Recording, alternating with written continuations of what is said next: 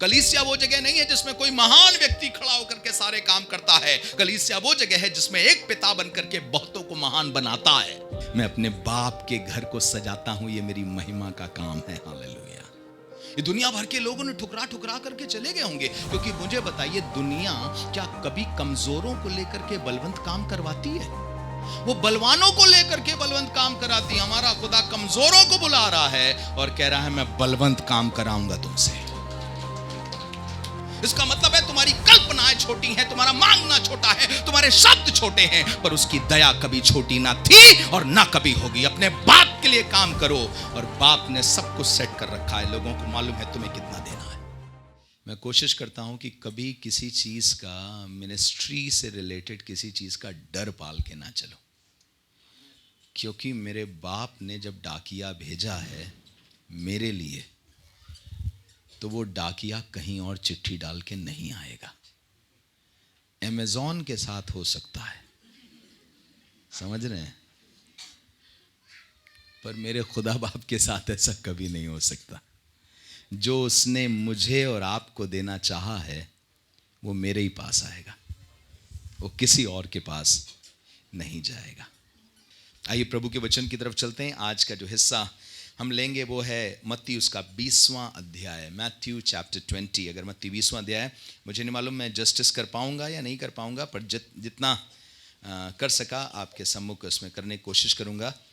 मत्ती 20वां अध्याय, उसके पहले से लेकर के यूं तो पूरा 17 पद तक है पूरा किस्सा, और 19वें अध्याय से एक किस्सा शुरू हुआ था जब एक धनी आदमी यीशु मसीह के पास आया था और कह रहा था, उत्तम गुरु, अनंत जीवन का अधिकारी होने के लिए क्या करूं? तब यीशु मसीह ने कहा, आज्ञाओं को जानता है, माना कर। उसने कहा, लड़कपन से मानता चला आया हूं। तो यीशु मसीह ने कहा, जा, तुझ में एक बात की घटी है, अपना सब कुछ जो तेरे पास है उसे बेचकर कंगालों को दे दे और मेरे पीछे हो ले, तुझे स्वर्ग में धन मिलेगा। इसका मतलब यह है, अपने धन पर डिपेंडेंट जीवन मत जियो, पर मुझ पर डिपेंडेंट जीवन जियो। तू अब तक अपने धन को आनंद के रूप में देखता रहा है, अब मुझे अपने आनंद के स्रोत के रूप में देख। अब तक धन पर आश्रित रहा है कि मेरे पास बैंक बैलेंस इतना, इसलिए मेरा घर बन जाएगा। अब हटा दे, खत्म कर दे, तेरा घर फिर भी बनेगा, मेरी ओर देख। जब वो ये कह रहा था कि पूरी निर्भरता मुझ पर कर दो, अपना सब कुछ कंगालों को दे करके, बेच करके कंगालों को दे दे और मेरे पीछे हो ले। इसका मतलब खिलाऊंगा मैं, पिलाऊंगा मैं, पहनाऊंगा मैं, चलाऊंगा मैं, जहां मैं जाऊंगा वहां तुझे ले चलूंगा, जो मैं चाहूंगा वो करना। इसके लिए तो राजी है। बाइबल में लिखा, बहुत धनी था, उसने कहा, खुदा बाप पे कौन भरोसा करे, जो हमने कमाया उसी पे भरोसा करते हैं। ये बात कहने के बाद फिर पतरस कहने लगा, यीशु मसीह ने कहा, देखो धनवानों का परमेश्वर के राज में प्रवेश करना कितना कठिन है। उसने इम्पॉसिबल नहीं बोला। तब पतरस ने कहा, फिर किसका उद्धार हो सकता है? तो जवाब था, मनुष्यों से ये नहीं हो सकता। इसका मतलब उद्धार किसी का मनुष्यों के द्वारा संभव नहीं है। किसके द्वारा संभव उद्धार? परमेश्वर का, चाहे धनी हो चाहे गरीब हो, परमेश्वर के द्वारा हो सकता है। फिर उसने अंत में उसमें पतरस ने पूछा, हम तो तुम्हारे लिए सब कुछ छोड़ के पीछे चल दिए प्रभु, हमें क्या मिलेगा? उसने कहा, जो कुछ तुमने छोड़ा है उसका 100 गुना, बीवी छोड़ करके, उपद्रव के साथ। क्योंकि उसने कहा, इतना ज्यादा उपद्रव नहीं देना मांगता, शादीशुदा हो वैसे ही ज्यादा और नहीं बढ़ाना मांगता। इसने बीवी के उसलिए नहीं कहा कि 100 गुना दूंगा, बाकी सब चीजों के लिए उसने कहा 100 गुना तक दे दूंगा। बच्चे तक परमेश्वर बढ़ा करके 100 कर दे, 100 लोग आपको बाप बोलने लगे, 100 लोग आपको माँ बोलने लगे, ये सब हो सकता है, पर 100 लोग आपको पति बोलें, 100 लोग आपको पत्नी बोलें, ये परमेश्वर कभी अलाउ नहीं करेगा। उसके बाद उसने अंत जो किया था, 19वें अध्याय का अंत इस तरह से किया था, इसलिए जो पिछले हैं वो पहले होंगे और जो पहले हैं वो पिछले होंगे। और उसी बात को कंटिन्यू करते हुए उसने कहानी बताई। कहानी किसकी थी? एक जमींदार की कहानी थी, एक मालिक की थी, गृह स्वामी की थी। इसका मतलब उसके पास एक परिवार है, उसके पास एक घर है, पर जमीनें बहुत सी हैं।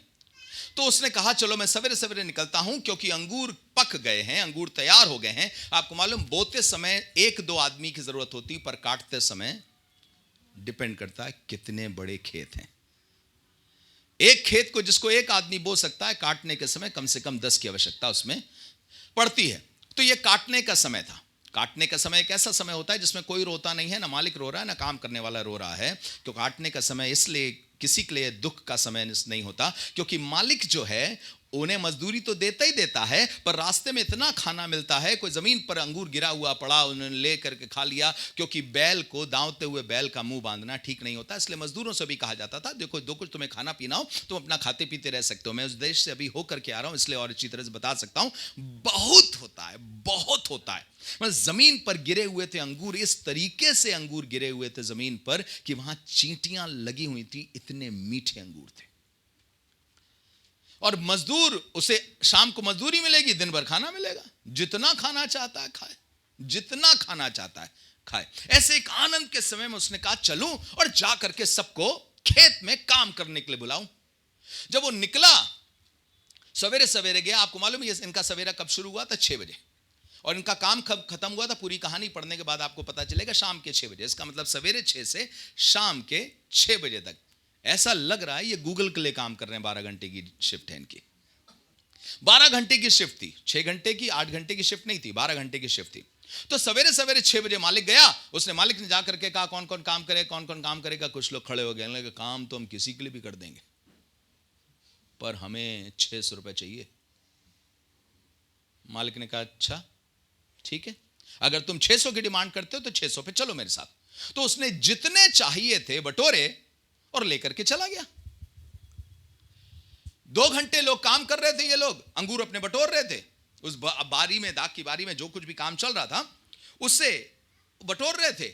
इतने में मालिक एकदम से थोड़ा सा परेशान हो गया, कहने लगा मैं निकलता हूं। फिर 2.5 घंटे बाद निकल गया, और कहां निकल गया मालूम? उसी बाजार में जहां से अभी 12 लोग लेकर के आया है, या 20 लेके आया, मुझे मालूम नहीं कितने लेके आया, पर मजदूर कई थे जिनको लेके आया। उसी जगह पे फिर गया, और फिर जाकर के उसने देखा कुछ लोग बेकार खड़े हैं।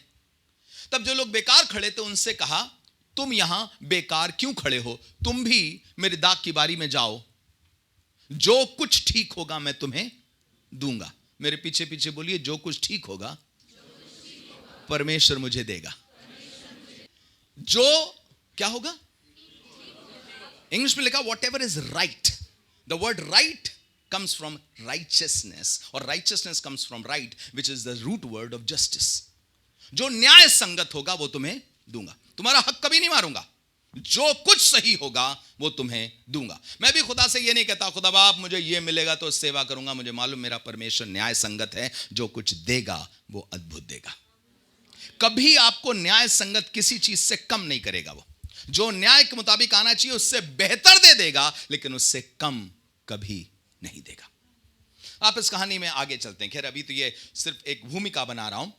सो उसने कुछ लोगों को और देखा, उसने कहा तुम यहां क्यों बेकार खड़े हो, चलो तुम भी, जो कुछ ठीक होगा तुम्हें दूंगा। तो कुछ लोगों को और बटोरा, 20-25 को और बटोरा, ले जाके खेत में खड़ा कर दिया। अब शुरू वाले जो हैं वो पूरे 12 घंटे काम करेंगे, ये लोग 9 घंटे काम करेंगे। ये चालू हो गए काम करने के लिए। बाइबल में लिखा दूसरे पहर और तीसरे पहर फिर निकला, जिसका मतलब क्या? पहला पहर क्या है? 9 बजे, दूसरा पहर है 12 बजे, और तीसरा पहर है 3 बजे। फिर से निकला, 11:30 निकल गया और 12 बजे तक पहुंच गया बाजार में। और 12 बजे फिर देख, अम्मा तुम लोग कैसे खड़े हुए हो, चलो जो ठीक होगा तुम्हें दूंगा। उनको भी बटोर लिया। फिर वो लोग काम करने लगे। अब ये लोग काम करेंगे 6 घंटे, चल ही रहा था काम। फिर से निकल आया, और फिर से निकल करके आके कहने लगा अरे तुम लोग कैसे खड़े हुए हो, अभी कुछ और लोग खड़े हुए हैं, ऑलरेडी 75 लोग ले जा चुका है। भैया 75 चाहिए थे तो पहले ही ले जाते, पहली बार 25-25 करके क्यों ले जा रहे हो तुम? वो कह रहा है 25-25 करके इसलिए नहीं ले जा रहा हूं कि मुझे 75 की जरूरत है, पर इन 75 को मेरी जरूरत है। मैं तुमसे कहना चाहता हूं जवान बच्चों, एहसान मत खुदा के ऊपर लादना कि तुम्हें मेरी ज़रूरत है। सांस भी वही देता है और सामर्थ भी वही देता है। उससे मेरी ज़रूरत नहीं है, पर मुझे उसके खेत में काम करने की ज़रूरत है। मेरा घर कैसे चलेगा? मैं उसके खेत में काम करूंगा, मेरा घर चलेगा। बार बार चला आ रहा है, 4 बार हो गया। शाम के 5 बजे थे, फिर निकल गया। और मजे की बात यह, 5 बजे तक कुछ लोगों को बेकार खड़े देखा। 5 बजे तक। मुझे बताइए, 5 बजे तक लोग बेकार क्यों खड़े हुए हैं? घर चले जाएं, क्यों बेकार खड़े हुए हैं? 5 बजे तक बेकार वही लोग खड़े रहते हैं जिन्हें मालूम है खाली हाथ अगर गए तो न बच्चे की दवाई ले पाएंगे, न बच्चे की रोटी ले पाएंगे। हम क्या मुंह लेकर के खाली हाथ अपने घर लौटेंगे? और मेरा स्वामी शाम के 5 बजे भी आएगा, इसलिए नहीं कि उसे कुछ ज़रूरत है, इसलिए क्योंकि तुम्हारे बच्चों को रोटी की ज़रूरत है और तुम्हें मेरे रहम की ज़रूरत है। इससे पहले रिफ्यूज़ कर चुके हो तुम, इससे पहले आया था, तुम ठुकरा चुके हो। तुम्हारी डिमांड शायद ज़्यादा थी, तुमने ज़्यादा मांगने की कोशिश करी थी, तुमने चाहा था कि मुझे कुछ और मिले, मुझे ये नहीं चाहिए, मुझे ये मिनिस्ट्री वाली लाइफ नहीं चाहिए, मुझे तो मर्सिडीज वाली लाइफ चाहिए थी। शायद तुम्हारी डिमांड्स बड़ी भयंकर थी, बहुत बड़ी बड़ी डिमांड्स थी, और बार बार वो तुमसे कहता रहा तुमको मैंने अपने लिए चुना है, पर तुम संसार में आशा लगाए थे कि ये मुझे मर्सिडीज पे बैठाएंगे, ये मुझे हवाई जहाज दिलाएंगे। इस संसार ने तुम्हें तुच्छ जाना है, इस संसार में त्यागे हुए हो। 1 कुरिन्थियों के पहले अध्याय उसके 26वें पद में लिखा है, तुम जानते हो कि परमेश्वर ने जगत के नीचों तुच्छों कंगालों को, जो कुछ समझे भी नहीं जाते, उनको चुन लिया ताकि जो कुछ समझे जाते हैं उनको लज्जित कर सके। तुम जो बुलाए गए हो कुलीन नहीं थे। ये मत समझो कि तुम्हारा खानदान देख करके मैंने कहा ओ बड़े राइचस खानदान का, इसको बुला लो। मैंने इसलिए बुलाया क्योंकि तुम्हें मेरी जरूरत थी। और सुनिएगा, ये वो लोग हैं जो बार बार ठुकरा चुके हैं। मैं आज फिर से आपके पास आकर के एक बात कहना मांग रहा हूं। आप में से कई लोग बैठे हैं जिनको स्वामी बार बार कह चुका है, संसार नहीं देगा जो मैं दे दूंगा, पर तुम संसार से आशा लगाकर संसार की तरफ देखते रहे हो, सोचते रहे हो स्वामी के लिए काम नहीं करेंगे, किसी और के लिए काम करेंगे। वो 600 पे लोगों को लेकर के गया है, हम 800 चाहते हैं। ये संसार तुम्हें नोच करके निचोड़ करके छोड़ देगा, तुमसे सब कुछ ले लेगा। जवान बेटियों, जो तुम जिंदगी की आशा कर रही हो किसी उस जन से जो सांसारिक लड़का है और तुम्हें लग रहा है कि वो तुम्हें जिंदगी देगा क्योंकि वो मर्सिडीज पर आता है, मैं तुमसे कहना मांगता हूं, जिंदगी मर्सिडीज से नहीं, पर जिंदा खुदा की मर्सी से चलती है, उसके रहम से चलती है। तुम ठुकराती रही हो, तुम ठुकराते रहे हो, मुझे ये नहीं चाहिए, मुझे ये नहीं चाहिए। What God is giving me, I have no desire for those things. मुझे तो अभिलाषा है उन चीजों की जो संसार देना चाह रहा है, और इसीलिए संसार की आशा लगा करके बाजार पे खड़े हुए हैं। और आज बहुत से जवानों से कहना मांगता हूं, जो यहां पर हैं, सेवकों से भी कहना मांगता हूं, शायद संसार से आशा लगा करके बहुत देर तक ठुकराते रहे हो जीवते परमेश्वर को। ना तुमने अपने पैसों से सेवा करी, ना अपने शरीर से सेवा करी, ना अपनी कार से सेवा करी, ना अपने घर से सेवा करी। एक एक चीज खुदा ने तुमको दी है, इसलिए दी है ताकि तुम उसकी सेवा करो, पर तुम बार बार कहते रही हो कोई तो आएगा, कोई आएगा मुझे बेहतर दे के जाएगा, कोई आएगा जो मुझे बेहतर दे के जाएगा, या मुझे खेत में काम मालिक के नहीं करना, मैं अपना कुछ अपने मन से करना चाहता हूं। तुमसे कहना चाहता हूं, सुनो, उसे तुम्हारी जरूरत नहीं है, पर बार बार तुम्हारे पास आकर के कह रहा है यू नीड मी, तुम्हें मेरी जरूरत है। मुझे बताइए संसार क्या दे देगा आपको? किसको क्या दे दिया है संसार ने? बाइबल में लिखा है किसी का जीवन उसकी संपत्ति की बहुतायत से नहीं होता। मुझे बताइए संपत्ति पा करके कौन जी गया है? सुंदरता पा करके कौन जी गया है? क्या दे दिया है? किसकी स्मार्टनेस ने उसको क्या दे दिया है? बताइए। जब दिल में बवंडर उठता है ना, तो स्मार्टनेस बचा नहीं पाती, दुनिया का पैसा बचा नहीं पाता। जब दिल में बवंडर उठता है तो वो नाश कर देता है। हमारे दिल के बवंडर को थामने वाला उद्धार करता यीशु हमारा प्रभु है, इसलिए हम उस बाप के लिए काम करते हैं। और इसलिए आह्वान देने आया हूं तुम्हें, अगर तुम 4 बार ठुकरा चुके हो तो शायद ये शाम के 5 बज गए हैं तुम्हारे लिए। Very little time left. एक सवाल पूछना मांगता हूं, तुमने क्या सेवा करी?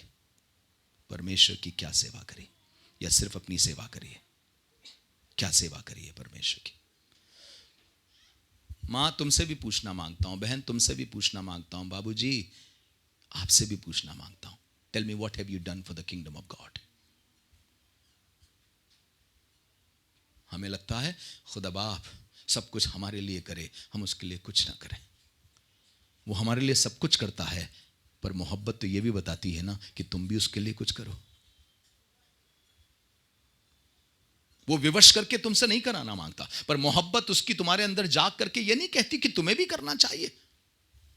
तुम्हारे अंदर मोहब्बत नहीं जागती कि तुम्हें भी अपने 10वें हिस्से के द्वारा परमेश्वर की सेवा करनी चाहिए। तुम्हारे अंदर यह मोहब्बत नहीं जागती कि मैं भी खुदा का नाम लूं, मैं भी किसी के लिए दुआ करूं, मैं भी सुसमाचार सुनाऊं। कलीसिया वो जगह नहीं है जिसमें कोई महान व्यक्ति खड़ा होकर के सारे काम करता है। कलीसिया वो जगह है जिसमें एक पिता बनकर के बहुतों को महान बनाता है। कलीसिया वो जगह नहीं है जिसे किसी आदमी को प्लेटफॉर्म की भूख थी तो उसे प्लेटफॉर्म देती है। कलीसिया वो जगह है जहां बच्चों को ट्रेनिंग दी जाती है कि जैसा बाप कर रहा है वैसा वो भी करें। इफिसियों 4 अध्याय 11 पद में उसने 5 तरीके की सेवाओं के बारे में लिखा है। उसका उद्देश्य यह है ताकि कलीसिया सिद्ध बने और सेवा का काम किया जाए। सिद्ध का मतलब होता है पूर्ण। जो सेवा आपको सौंपी गई, अगर आपको मिनिस्ट्री दी गई है सेवा करने की, या जैसे जिसको बोलते हैं डियाकोनस, मतलब जो एक डीकन की सेवा है कि चर्च की साफ सफाई, उसका सब रख रखाव, प्रभु भोज ठीक तरीके से तैयार हो गया कि नहीं हो गया, संडे ये होना है तो सैटरडे जाकर के सारी तैयारी कर रहे हैं, ये सब भी परमेश्वर की ओर से है। गिफ्ट ऑफ एडमिनिस्ट्रेशन परमेश्वर की ओर से है। फाइनेंस का बैठ करके सब कुछ काम धाम करते हैं, सब कुछ ठीक हुआ या नहीं हुआ, किसी के लिए दुआ करने की सेवा, किसी को प्रचार करने की सेवा, ये सारी सेवा परमेश्वर देता है। सवाल उठता यह है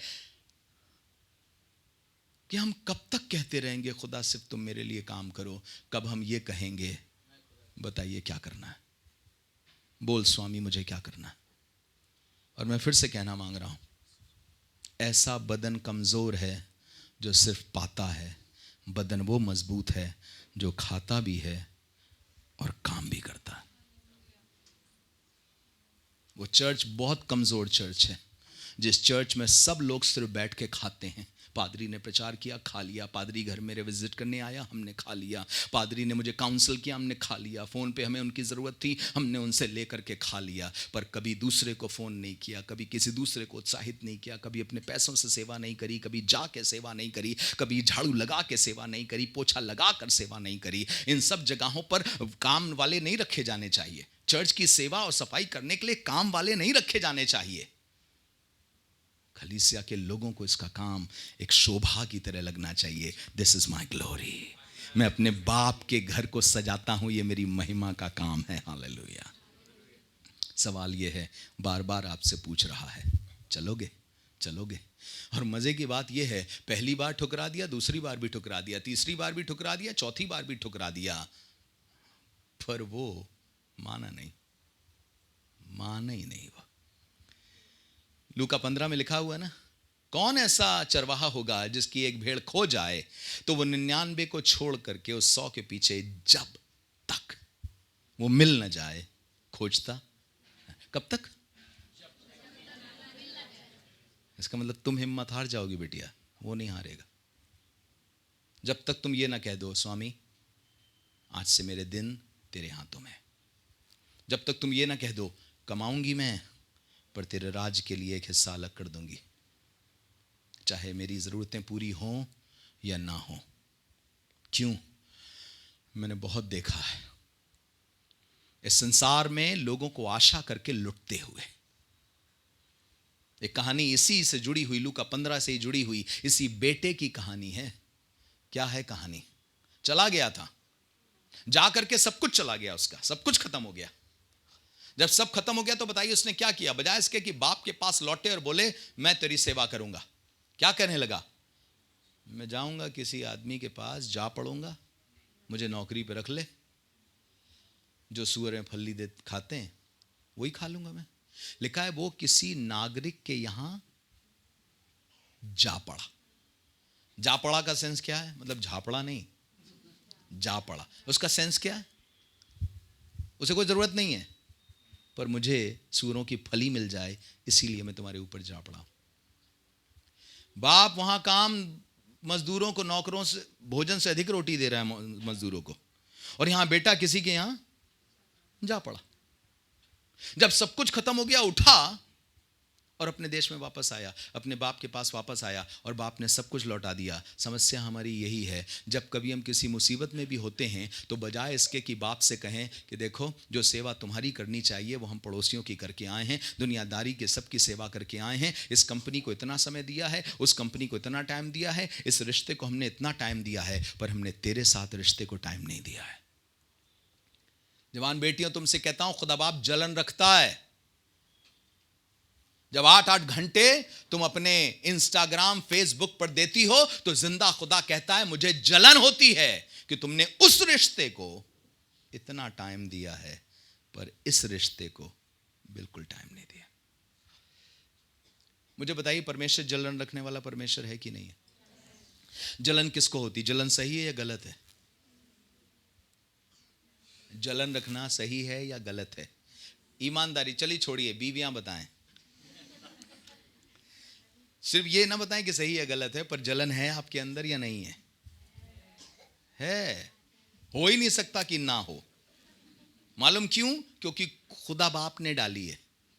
कुछ ने उसे और ज्यादा बढ़ा ली है, पर डाली खुदा बाप ने, क्योंकि परमेश्वर खुद जलन रखने वाला परमेश्वर है। 10 आज्ञाओं में सबसे पहली आज्ञा कौन सी? जलन से भरी हुई है। हेलो, मुझे छोड़ किसी को ईश्वर करके ना मानना। ये जलन नहीं है तो और क्या है? I am the only one, मैं ही हूं बेटा, मेरे अलावा कोई और नहीं आराधना के योग्य। ये जलन नहीं तो और क्या है? जीवता परमेश्वर जलन से भरा हुआ है, और जलन बुरी चीज नहीं है, जलन अच्छी चीज है, पर वही जलन वो आपके लिए रखता है। और वो कहता है अच्छा, दुनिया में तुम 8 घंटे दोगे, हमारे पास 80 मिनट भी नहीं बैठ पाओगे। तुम इतने थक गए हो कि मेरी सेवा नहीं कर पाओगे। तुम्हारे पैसों का हिस्सा एक बेटी के उसके लिए, रिश्ते के लिए रखा जा रहा है, तो दूसरा किश्तों के लिए जा रहा है, और एक जगह फीस के लिए जा रहा है, एक जगह फोन के लिए जा रहा है, एक जगह वो एंटीना लगा हुआ है, क्या बोलते हैं उसको, डिश वो लगा हुआ है, उसमें जा रहा है, ये सब में जा रहा है। पर जब कटता है तो मेरे ही कटता है। डिश का पैसा बराबर जा रहा है। पादी साहब, इस महीने हम बिल्कुल टाइट नहीं दे पाएंगे क्योंकि बहुत ज्यादा पैसा कट गया है। मार्च था, इनकम टैक्स की वजह से पैसा कट गया है, चला गया है। खुदा बाप कह रहे हैं यार तुम लोग बाकी सब काम करते हो, हमारे ही कटौती कर देते हो।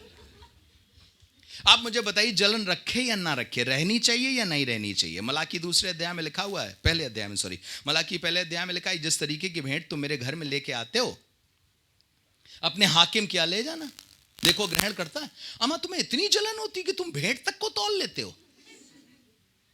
भेंट तक को तौलता है परमेश्वर।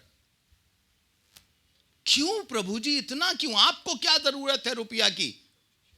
आप बताइए, हमने 800 दिया, देना 1800 था, आपको क्या प्रॉब्लम? कौन सा 800 की वजह से आपके 2-4 सुखदूतों को खाना मिल जाता है? हैं? बेटा तुमने टाइट दी, थैंक यू। मैंने सुखदूतों को भूखा रखा हुआ, तो मैंने कहा बेटा ये टाइट देगी तो सुखदूत खाएंगे। नहीं, उन्हें जरूरत नहीं है ना। लेकिन परमेश्वर जलन रखता है। जलन इस बात के लिए रखता है, सुनिएगा, जलन सिर्फ उसी को होती है जिसका किसी पर 100% अधिकार होता है। आपका बच्चा किसी और को अम्मा अम्मा बोले, मम्मी मम्मी बोले, और आपको बोले हेलो मिसेस मुर्मू, ठीक है? यहाँ कोई है तो नहीं मुर्मू? है क्या कोई? अच्छा अच्छा, अच्छा लगेगा आपको? आप जलन से भर जाएंगे।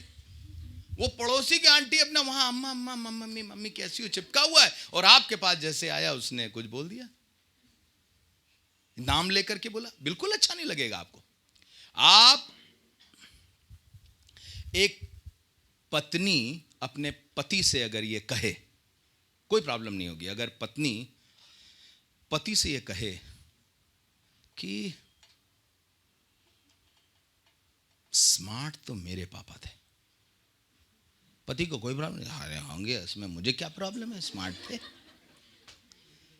पर एक बार पति कह दे खाना तो मम्मी पकाती थी, उस दिन के बाद से स्टेटमेंट यही होगा, मम्मी को बुला लो, मम्मी पकाएंगी। और अगर आपको लग रहा है हाथ ना उठवाइएगा भैया, नहीं तो मैं सब में हाथ उठा दूंगी, मैं ही हूं वो, तो आपसे कहना मांग रहा हूं, ये परमेश्वर ने थोड़ी डाली थी, हो सकता आपने बढ़ा डाली है उसको, लेकिन है परमेश्वर की ओर से, क्योंकि परमेश्वर खुद भी जलन रखता है।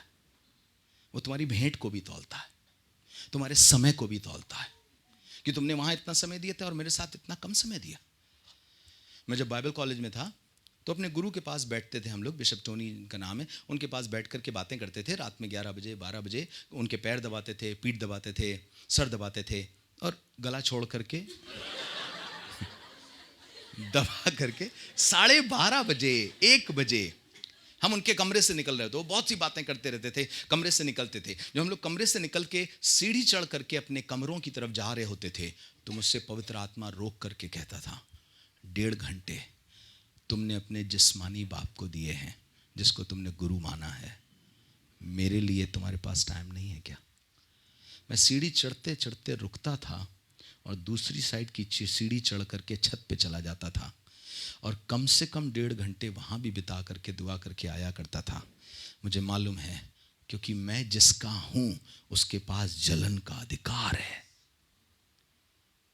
और ये जिसने खेत बनाया है, जिसने आपको बनाया, वो सबका मालिक है और इसलिए कह रहा है मेरे खेत में काम करने के लिए मैं कुछ भी करा सकता हूँ, मैं स्वर्गदूतों से ये काम करा सकता हूँ, पर मुझे तुम्हें क्यों ज़रूरत है, मैं क्यों तुम्हें चाहता हूँ? क्योंकि मैं तुम्हारी ज़िंदगी को एक पर्पस देना चाहता हूँ, तुम्हारी ज़िंदगी को बरकतों से भरना चाहता हूँ। जब तुम्हारी शाम ढले तो तुम्हारी जेब में सिक्के खनखना रहे हों, जब तुम्हारी शाम ढले तो तुम्हारे पास बच्चों के लिए सब कुछ पाया जाए, जब तुम्हारी शाम ढले तो जिस निराशा से 5 बजे तक थे 6 बजे वो निराशा तुम्हारी खत्म हो जाए। जब तुम्हारी शाम ढले तब मेरे अनुग्रह से भर करके घर जाना। हालेलुया। हर एक की शाम ढलेगी, आज नहीं कल ढलेगी, तुम्हारी भी शाम ढलेगी, लेकिन शाम तुम्हारी जिंदगी खुशी से बीते इसके लिए बाप की सेवा करनी पड़ेगी। और बाप बार बार आके कह रहा है, क्यों नहीं आए खेत में, क्यों बेकार खड़े हो, क्यों मेरी सेवा करना नहीं चाहते, क्यों मेरे पीछे लगना नहीं चाहते, क्यों मेरी सेवा करके अपनी खोई हुई उस गंदगी को हटा करके आशा से भरना नहीं चाहते। आपसे एक बात कहना चाहता हूं, कर लीजिए जो कुछ आप बाजार में खड़े होके कर रहे हैं। बाजार में खड़े होने वाले याद रखिएगा निचोड़े जाते हैं। बाजार में कोई लुटाने नहीं आता है, बाजार में सौदागर आते हैं।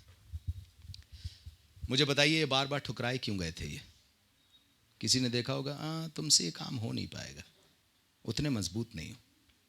दूसरे के पास पहुंचा, तुम करोगे? उसने कहा हाँ हमारे घर में भी प्रॉब्लम है, हमें भी पैसे चाहिए, हम चलें, हम क्या चलें क्या? उसने कहा नहीं बेटा, तुमसे बड़ा तो फावड़ा होगा, तुम क्या उठा पाओगे, नहीं कर पाओगे तुम। ये दुनिया भर के लोगों ने ठुकरा ठुकरा करके चले गए होंगे, क्योंकि मुझे बताइए दुनिया क्या कभी कमजोरों को लेकर के बलवंत काम करवाती है? वो बलवानों को लेकर के बलवंत काम कराती है। हमारा खुदा कमजोरों को बुला रहा है और कह रहा है मैं बलवंत काम कराऊंगा तुमसे। ये दुनिया क्यों छोड़ के चले गए बताइए? शाम तक इसलिए खड़े रहे क्योंकि इन्हें लग रहा था कि इनकी वैल्यू होगी, इन्हें लग रहा था संसार इनकी वैल्यू करेगा, पर संसार कुछ ज्यादा मांग रहा था। आज भी जब आप जॉब के लिए जाएंगे तो अक्सर कहा जाता है 3 साल का एक्सपीरियंस है ना, कम से कम 3 साल का एक्सपीरियंस। उन बंदों से कहा जाए भाई नौकरी दोगे तब तो एक्सपीरियंस होगा, इतने दिन से घर में बैठे कौन से एक्सपीरियंस ला करके दें तुम्हें? मैं पहले काम दो फिर एक्सपीरियंस का हम देंगे कि हाँ हमने 3 साल एक्सपीरियंस है हमारे पास। पर दुनिया को एक्सपीरियंस चाहिए, दुनिया को चाहिए अनुभवी लोग, दुनिया को चाहिए ताकतवर लोग, दुनिया को चाहिए तजुर्बे से सामर्थ्य से भरे हुए, और हमारे परमेश्वर को क्या चाहिए? कमजोर लोग, जिनको अपने तजुर्बों से भरेगा, अपनी सामर्थ्य से भरेगा, अपने अनुग्रह से भरेगा। ये वो लोग हैं जो संसार के ठुकराए हुए शाम बिता चुके हैं, पर उसके बावजूद मेरा बाप मुझे ढूंढते ढूंढते आज फिर से आया है, रांची में आया है, इस कलीसिया में आया है, कह रहा कब तक बेकार खड़े रहोगे? ये जिंदगी तुम्हारे लिए नहीं थी, ये बाजार तुम्हारे लिए नहीं है, मेरा खेत तुम्हारे लिए था, है और आगे भी रहेगा। बस एक चीज मान लो, ready to work with the Lord. खुदा बाप तेरे लिए जीऊंगी, तेरे लिए जीऊंगा। एक गाना है ना बहुत प्यारा सा, तेरे लिए मरूंगा परवाह नहीं करूंगा, तेरे लिए जीऊंगा, तेरे लिए मरूंगा, जब दुनिया आपसे पूछना मांग रहा हूं, क्या दुनिया के लिए काम करोगे या बाप के लिए काम करोगे?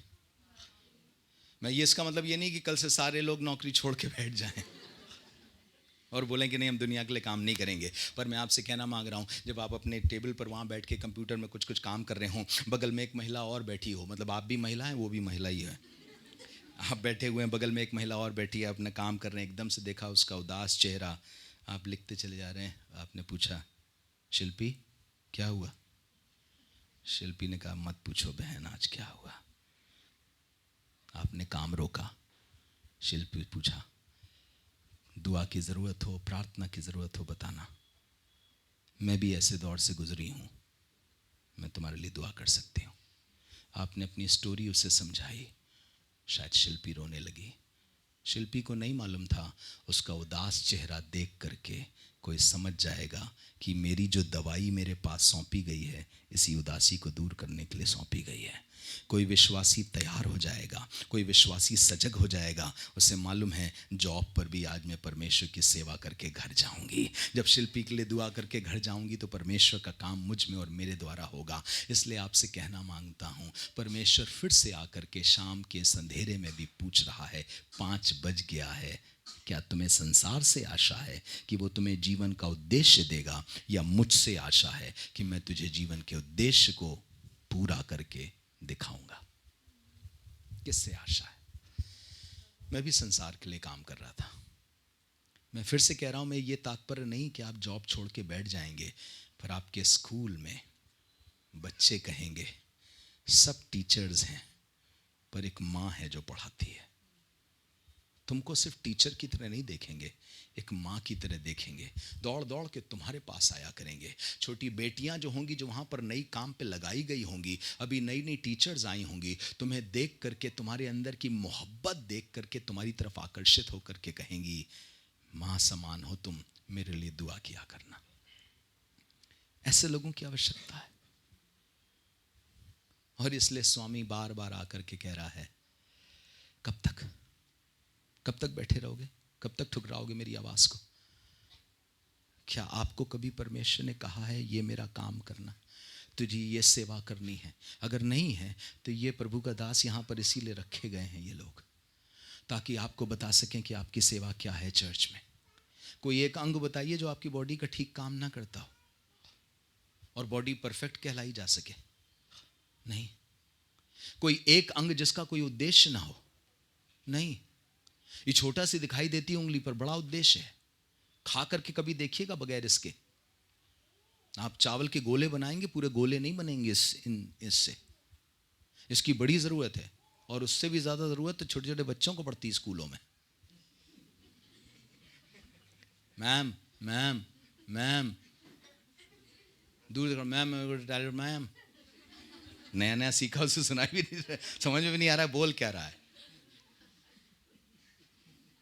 तब धीरे से इशारा करता है, मैम। मैम समझ जाती हैं। हर एक चीज का एक उद्देश्य है, हर एक जन का एक उद्देश्य है। परमेश्वर ने किसी काम से आपको रखा है। मुझे बताइए, आप दौड़ते कभी हाथ से कभी दौड़ा? कभी हाथ के सहारे दौड़े? नहीं। कैसे दौड़ते हो कि नहीं? नहीं नहीं, उसकी बात नहीं कर रहा हूँ जब पापा ने तुम्हें सिगरेट पीते देखा था तो दौड़ाया था, उसकी बात नहीं कर रहा हूँ। कभी दौड़े हो पैरों से, राइट? हाथ से तो नहीं दौड़े, लेकिन कभी हाथ बांध के दौड़ना। नहीं दौड़ पाओगे। क्यों नहीं दौड़ पाओगे? हाथ क्या काम करते हैं? हाथ थोड़ी दौड़ते हैं। हाथ ही मोमेंटम देते हैं, हाथ गति देते हैं। अगर हम हाथ नहीं करेंगे, हम लोग क्रिकेट खेलते थे तो हमें बताया जाता था कि अगर तुम्हें बॉल जिस दिशा में, जिस जगह पे टप्पा देना है, तुम्हारी उंगली का ये जो हिस्सा है उसी दिशा में होना चाहिए, उसी जगह पर टप्पा होना चाहिए। अगर इस दिशा में तुम्हारा लेफ्ट हैंड होगा तो इसी दिशा में तुम्हारा राइट हैंड बॉल फेंकेगा। अगर तुम्हारा हाथ ऐसे जाएगा तो तुम्हारी बॉल भी इसी तरीके से जाएगी। इसका मतलब, बताओ, फेंक रहे हैं हम दाहिने हाथ से, पर मेरा बायां हाथ पूरा सेटिंग कर रहा है, बॉल जाएगी कहां? कभी ऐसे फेंक के देखिएगा कितनी दूर जाएगी बॉल, जरा सी दूर। और कभी ऐसे फेंक के देखिएगा क्यों? ये मोमेंटम देता है, ये गति देता है। इसका मतलब मेरे पैर ही सिर्फ नहीं दौड़ते, पैरों को जरूरत है हाथों की। और आपसे कहना मांगता हूं, कोई पादरी अपने आप परमेश्वर के राज को शहर में बढ़ा नहीं सकता। आपकी जरूरत है, आपकी मेहनत की जरूरत है, आपके पैसों की जरूरत है, आपके काम की जरूरत है, आपके लगने की जरूरत है। और परमेश्वर कह रहा है, जब तक मुझे मेरे पूरे बच्चे मेरे खेत में काम करते मिलेंगे नहीं, तब तक आता रहूंगा बार बार, और चौराहों पर खड़ा होकर के कहूंगा, कब तक दुनिया से आशा कर रहे हो? मैं तुम्हारे लिए एक योजना रखता हूं, चले आओ खेत में। और जब खेत में आके काम करोगे तो शामें तुम्हारी मजबूत कर दूंगा। क्या समय होगा सोचिए, हम अपने घर जा रहे होंगे रिवॉर्ड लेकर के। प्रभु में तुम्हारा परिश्रम व्यर्थ नहीं है, पर प्रभु में, स्वार्थ में नहीं। किस में? प्रभु में। अपने बगल वाले को ठुनका करके बोलिए, प्रभु के लिए काम करो, बहुत आशीष है, इनाम तैयार है। जोर से बोलिए ठुनका के, इनाम तैयार है। प्रभु के लिए काम करो। जितने चाहिए थे आ गए, अब क्यों जा रहे हो? सुनिएगा, समस्या यही है, हमें लगता है जितने हमें चाहिए मेरे पास आ गए, अब काफी है, मेरा दर्शन पूरा हो गया। मैंने चाहा था कि 500 लोग हमारे चर्च में, वो 500 लोग आ गए। एक दिन मैं ऐसे ही सोच रहा था, खिड़की के बाहर लोग खड़े हुए थे। हमने कहा, खुदा बाप कितने लोग आ गए हैं, प्रभु तेरा धन्यवाद हो, अब हम और बढ़ाएंगे। हमने दूसरी सभा शुरू कर दी, हमने एक और सभा कर दी, एक हिंदी सभा कर दी, दूसरी बाइलिंगुअल सभा कर दी। हमने देखा दोनों एकदम पैक रहने लगी, उसके बावजूद खिड़की के बाहर लोग खड़े थे।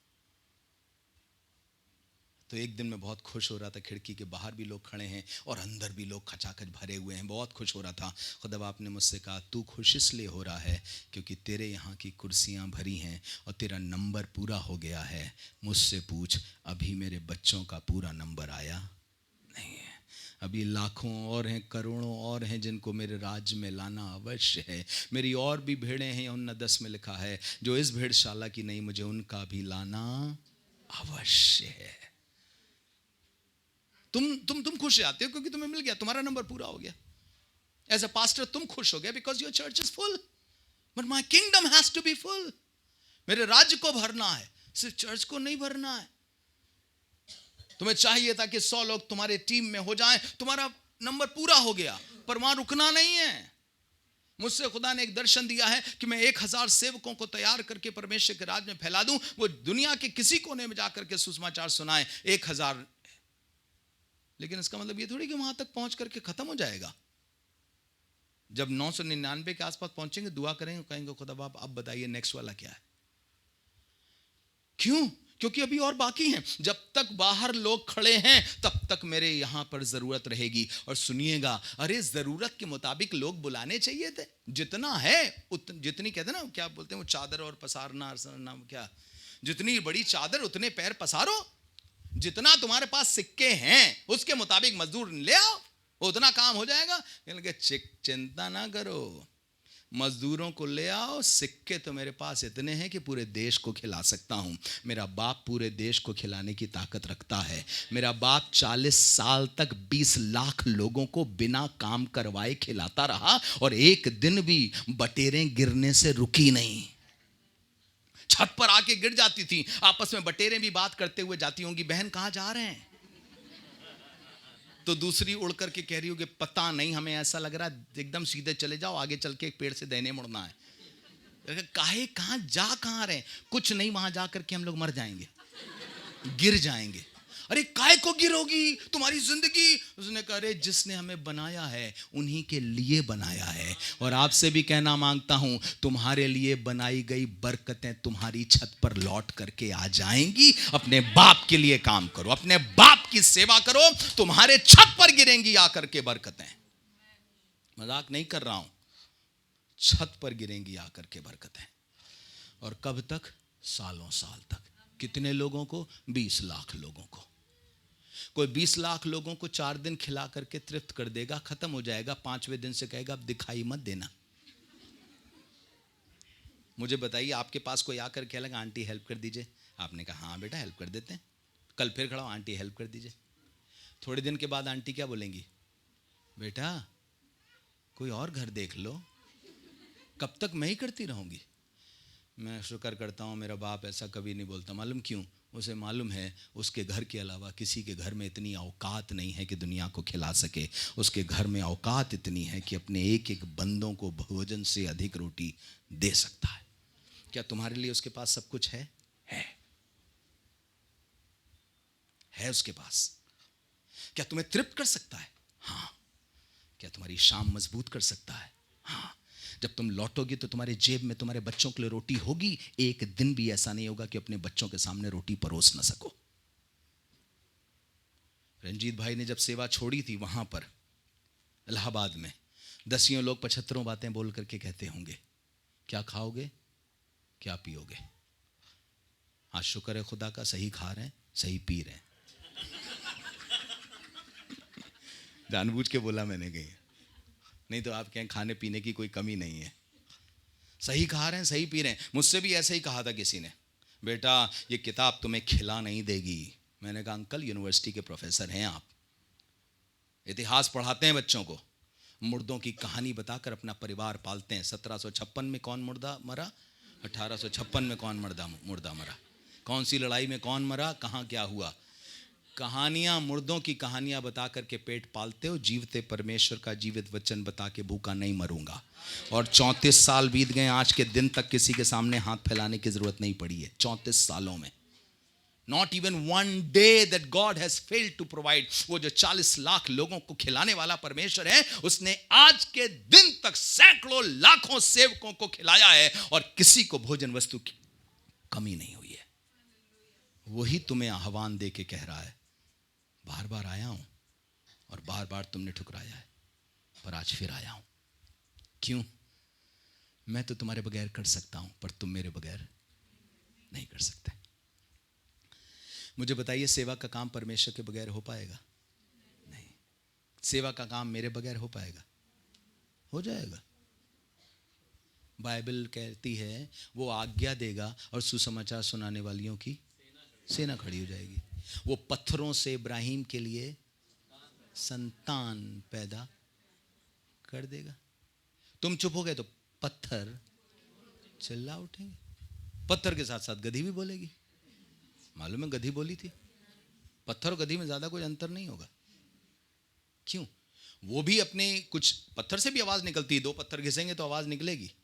गधी भी आवाज निकालेगी उसी तरीके से। अपनी जीभ को कुछ जिस तरह से भी करते हैं।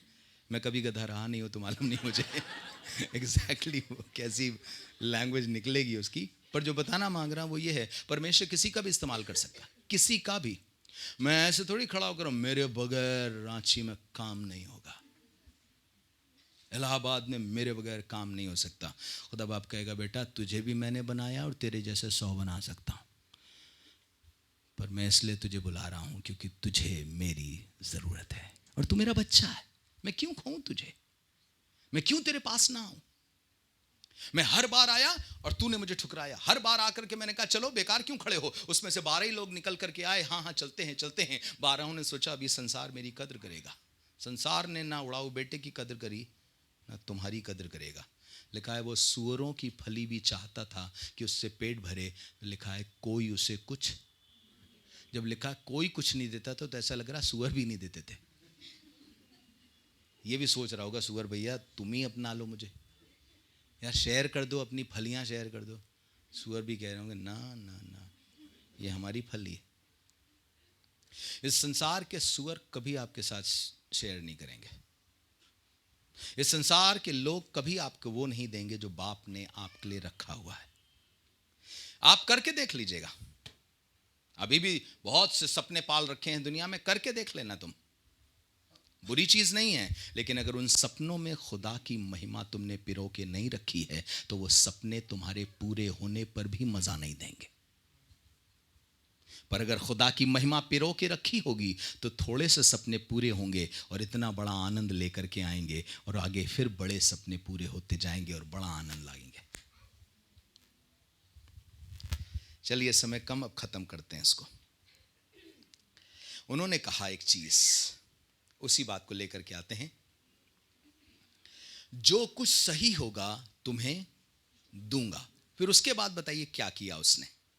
उसने, पढ़िएगा वो पद एग्जैक्टली कौन सा है, आई थिंक 12वां पद है या 11वां पद है, पढ़ना शुरू करें, देखिए क्या लिखा है।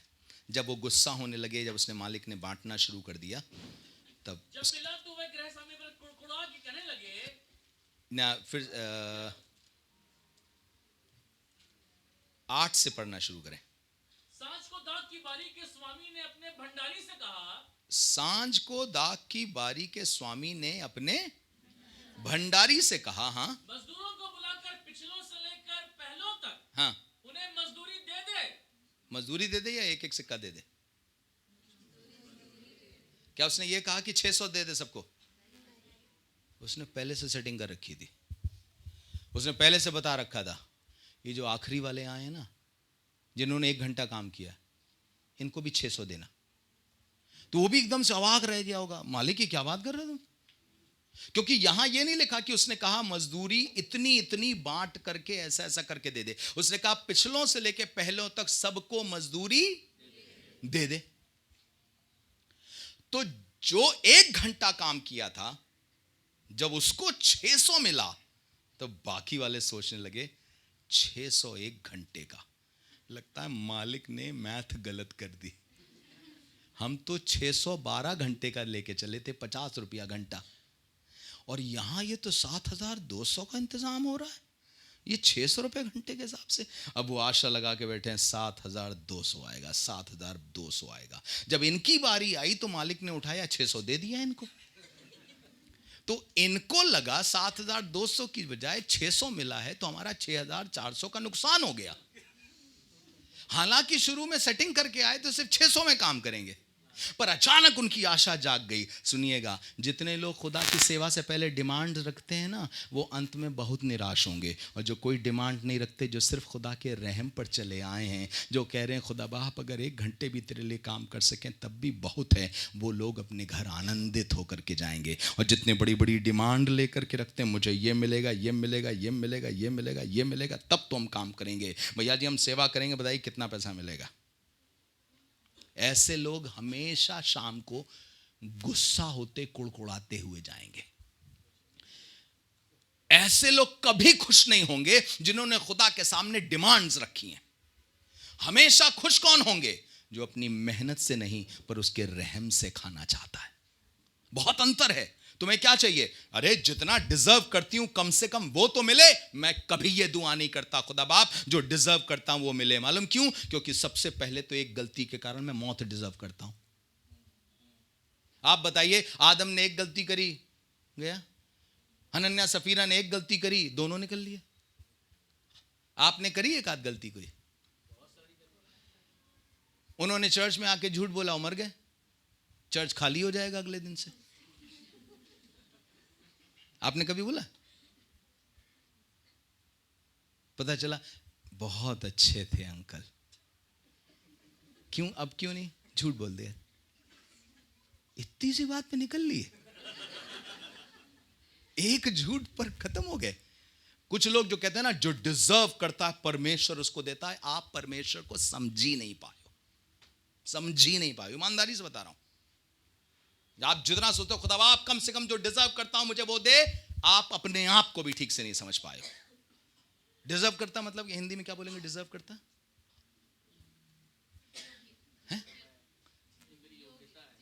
हाँ, योग्यता के अनुसार, कि कम से कम इतना तो योग्यता है मेरी, इतना मुझे मिलना चाहिए, इतनी बरकतें मुझे मिलनी चाहिए। नहीं नहीं नहीं नहीं नहीं नहीं, नहीं। खुदा के पास आने के लिए कहना चाहिए, खुदा बाप अपनी योग्यता के भरोसे तुमसे कुछ नहीं चाह रहा हूँ, तेरी दया के भरोसे चाह रहा हूँ। क्योंकि योग्यता के भरोसे वालों को 600 मिला है 12 घंटे काम करके, हमने कुछ भी नहीं किया और तूने हमें उनके बराबर कर दिया। ये दया है। कुछ लोग परमेश्वर के ग्रेस को कभी नहीं समझ पाते। उन्हें लगता है जो अपनी मेहनत से कमाएंगे उससे चलेगा। ये मालूम कौन जीता है? ये मजदूर की प्रवृत्ति है, ये दास की प्रवृत्ति है कि जितना मेहनत करेगा उतना ही योग्यता हासिल होगी उसको। अगर उसने एक दिन मेहनत करी तो 600 से ज्यादा का आशा नहीं कर सकता वो। पर बेटा ऐसा नहीं करता। मजदूर कभी ऐसा देखा आपके पास आया और आके कहने लगा वो 1 दिन हो गया काम का, जरा सा 6-7 हज़ार रुपए दे दीजिए। आपके बोलेंगे हेलो 500 पर डे पे बात हुई थी, 6-7 हज़ार क्यों?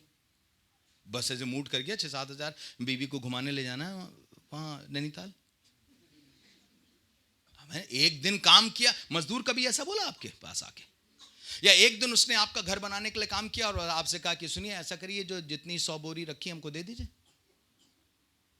नहीं, क्योंकि मजदूर सिर्फ उतना ही मांग सकता है, काम के मुताबिक सिर्फ उतना ही मांग सकता है जिसने उतना काम किया। पर बच्चा जिद कर सकता है, मम्मी मेरा भी कमरा बनवा, मम्मी मेरे लिए भी कमरा बनवा, मम्मी मेरे लिए भी कमरा बनवा, मम्मी अपना 100 बोरी ईंटा, 100 बोरी सीमेंट और 4000 ईंटा और वो सब कुछ मंगवा करके बताइए 4 लाख का घर बनवाने बच्चे के लिए।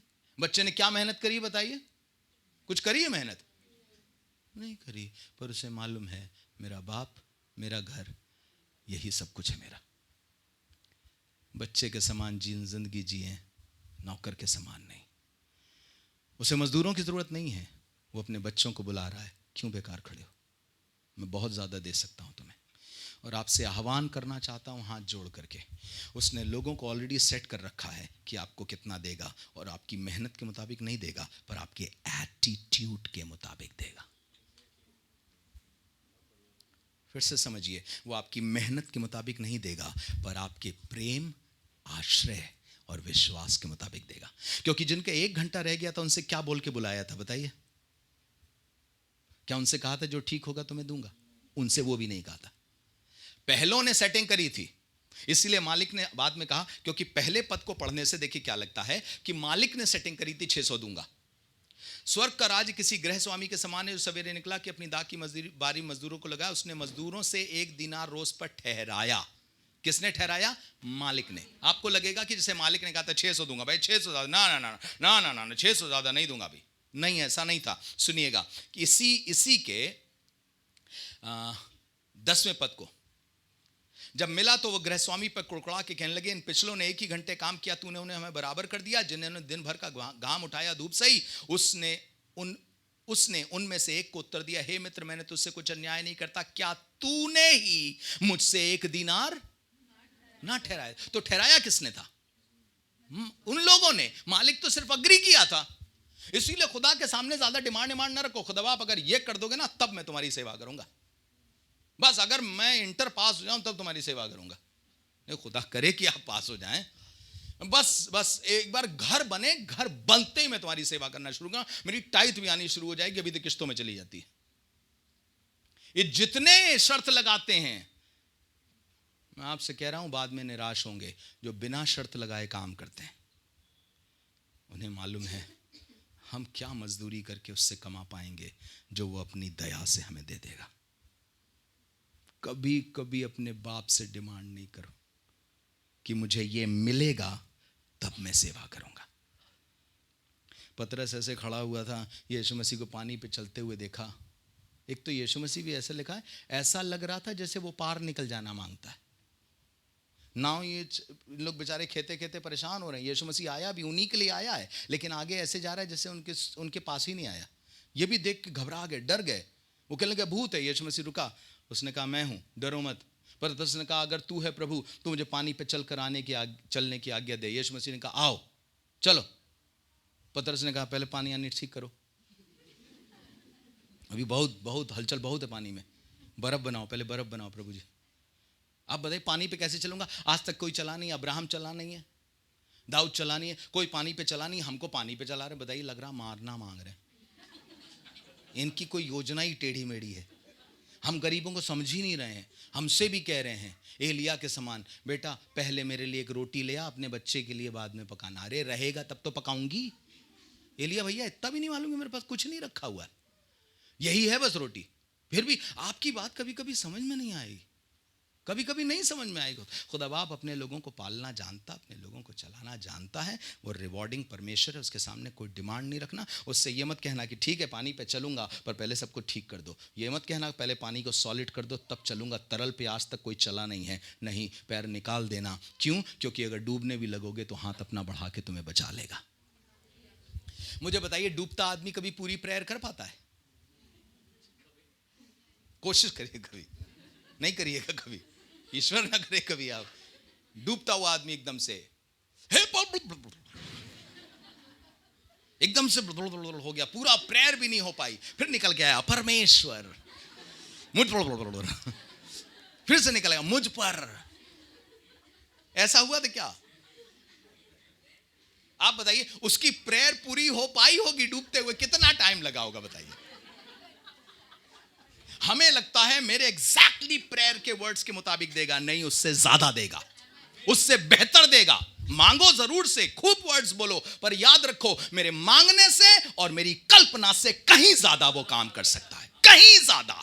इसका मतलब है तुम्हारी कल्पनाएं छोटी हैं, तुम्हारा मांगना छोटा है, तुम्हारे शब्द छोटे हैं, पर उसकी दया कभी छोटी ना थी और ना कभी होगी। अपने बाप के लिए काम करो, और बाप ने सब कुछ सेट कर रखा है। लोगों को मालूम है तुम्हें कितना देना है। तुम आओगे, उसे मालूम है। अरे ये भी आदमी सोच रहा होगा, भैया हेलो, 600 एक घंटे का कोई नहीं देता, ठीक से करिए आपकी नौकरी चली जाएगी। वो भी कह रहा होगा तुम मालिक को जानते नहीं हो, वो इतना काम करने वालों को इतना दे देता है। एटीट्यूड सही रखो, भाव सही रखो, अपने मालिक के लिए काम करते रहो। इतना करोगे ना, तुम्हें ऐसा बना देगा जैसा तुमने सोचा भी नहीं होगा। अंत में खत्म कर रहा हूं, और अंत में उसने एक बात कही, इसी रीति से, 16वें पद में लिखा है, इसी रीति से जो पिछले हैं वो पहले होंगे। किस रीति से? दया की रीति से। किस रीति से पहले पिछले होंगे और पिछले पहले हो जाएंगे? दया की रीति से। जो लोग अपने कर्मों पर भरोसा करके परमेश्वर के साथ आगे चलना मांग रहे हैं, वो पिछले हो जाएंगे। जो परमेश्वर की दया से आगे बढ़ना मांग रहे हैं, हर दिन दया मांगते हैं, वो अव्वल हो करके रहेंगे। पहले पहले पहले।